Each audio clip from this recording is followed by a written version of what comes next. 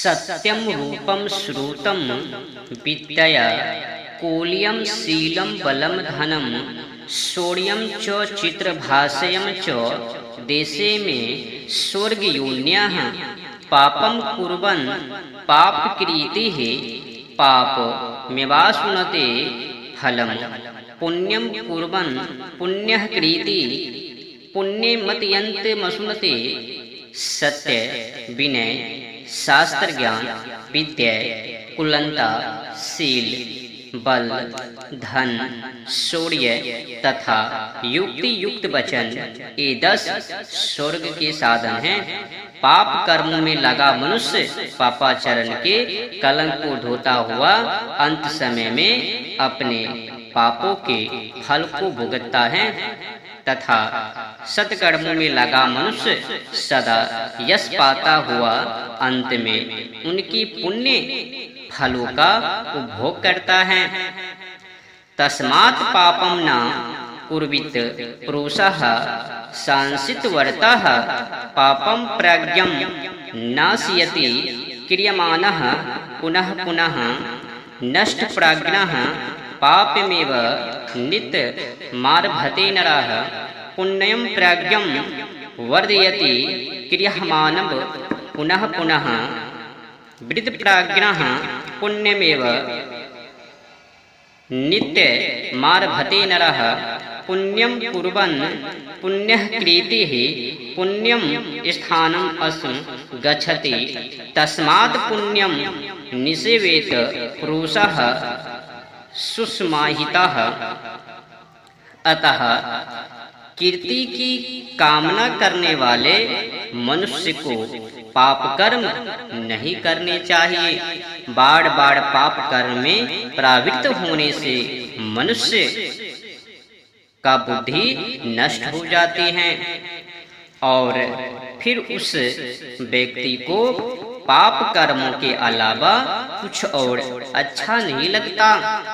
इसी प्रकार बार बार पवित्र कर्मों में प्रवृत्त होने से बुद्धि और विवेक में वृद्धि होती है तथा बुद्धिमान मनुष्य सदैव पवित्र कर्म करता हुआ पुण्य लोक को प्राप्त करता है।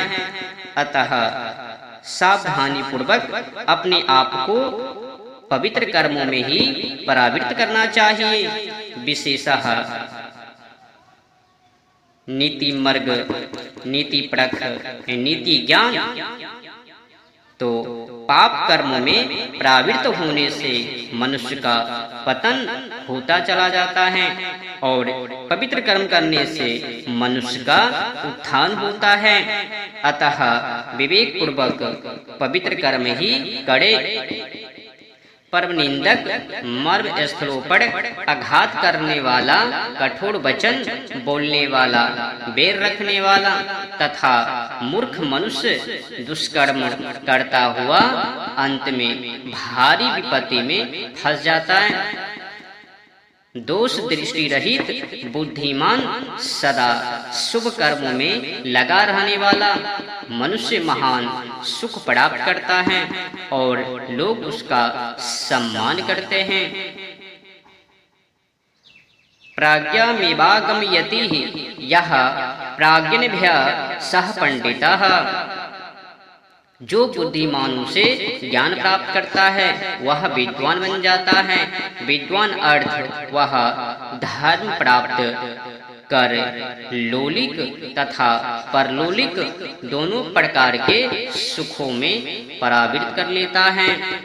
बुद्धिमान मनुष्य को चाहिए कि वह दिन में इतना काम कर ले कि रात को चैन से सो सके तथा वर्ष के 8 महीनों में पुरुषार्थ पूर्वक इतना धन अर्जित कर ले कि बरसात के 4 महीने सुख पूर्वक गुजार सके। समझ में आ रही है? नीति मार्ग, नीति परख, नीति ज्ञान।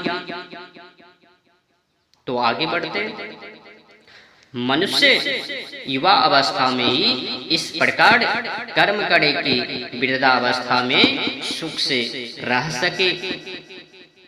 तथा जीवन भर ऐसे उत्तम कर्म करे कि मृत्यु के उपरांत परलोक में सुखपूर्वक रह सके। सज्जन सदैव पच जाने के बाद अन्न की युवन अवस्था बीत जाने के बाद, स्त्री की संग्राम जीत लेने के बाद, योद्धा की तथा तत्व ज्ञान प्राप्त हो जाने पर तपस्वी की प्रशंसा करते हैं। धर्म एवं अधर्म और अन्याय से प्राप्त धन से जिस दोष को छिपाया जाता है वह तो छिप नहीं पाता, बल्कि एक और दोष प्रकट हो जाता है। इंद्रियां संयम करने वाले का नियंता गुरु है। दुष्ट कर्म में प्रवृत्त लोगों का नियंता राजा है तथा छिपकर पाप करने वालों का नियंता सूर्यपुत्र यमराज है। ऋषिणां च नदीनां च कुलीनां च महात्मनां प्रभो नाधिगन्तव्यः स्त्रीणां दुश्चरितस्य च। ऋषियों, नदियों और महात्माओं के कुलों और स्त्रियों के दुश्चरित्र हो जाने के कारण जानने का प्रयास नहीं करना चाहिए। विशेषतः ऋषियों और महात्माओं के ज्ञान से ही हमें स्वरूप का रखना चाहिए, जो संसार को त्याग कर आध्यात्मिक ऊंचाई पर पहुँचे हैं। उनकी संसार में आने की पृष्ठभूमि जानने का कोई औचित्य नहीं है। इसी प्रकार नदी जहाँ से निकलती है निश्चय ही वह स्थान बहुत छोटा होता है, परंतु आगे चलकर नदी गहरी और चपाट वाली हो जाती है। अतः उसके उद्गम स्थल को जानने के स्थान पर उसकी रमणीक धारा तथा तटों का आनंद लेना चाहिए और उसके जल का समुचित उपयोग करना चाहिए। स्त्रियों के पतन के लिए स्वयं स्त्रियां जिम्मेदार नहीं होती, कोई न कोई पुरुष ही उन्हें पतन की राह पर ले जाता है। अतः पुरुष को यह नैतिक अधिकार नहीं रह जाता है कि वह स्त्रियों के दुष्चरित्रों के मूल को जानने का प्रयास करे। हे राजन, ब्राह्मणों का सत्कार करने वाला, दानी संबंधियों के साथ अच्छा बर्ताव करने वाला तथा शीलवान राजा लंबी अवधि तक पृथ्वी पर राज करता है।